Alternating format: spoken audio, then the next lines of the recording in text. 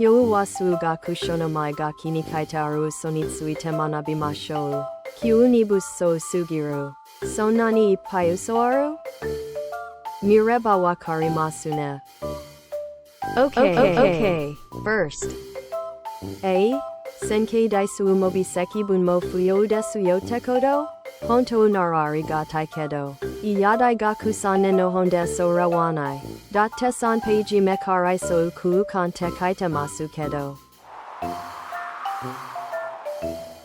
いやでも本によっては線形微積が不要なものがもしかしたら、線形微積私なので当然使います。ちなみに同じ意味の言葉としてこんなのもありますね。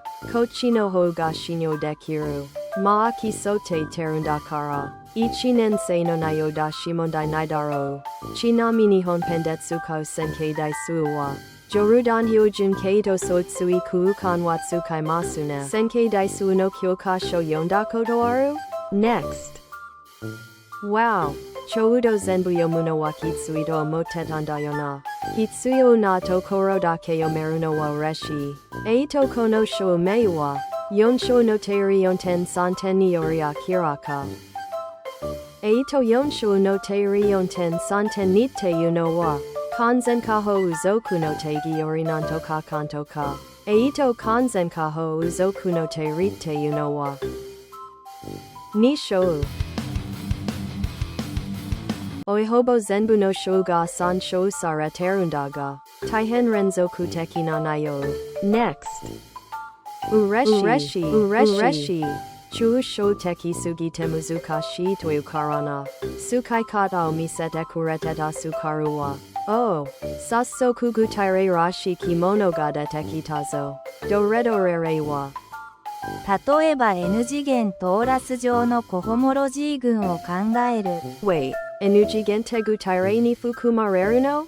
数学者は多分4次元見えてるとは思うが、とはいえ N 次元はさすがに抽象的すぎる。こちらも最大限の具体例を出していますよ。What? トーラスなんて特殊な例を使ってるんですから。いやこっちをどうにかしてくれよまず。Next.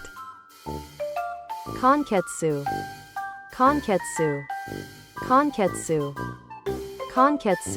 Next.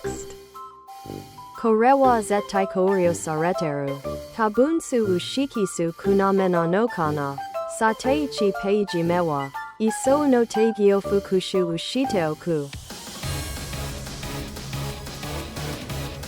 小学者誰か、これ以前の内容をすべて理解した上で、初めてこの本の内容を学ぶ際に溢れたものを訳しているのか、いや小学者をご自他可能性もありそう。Next.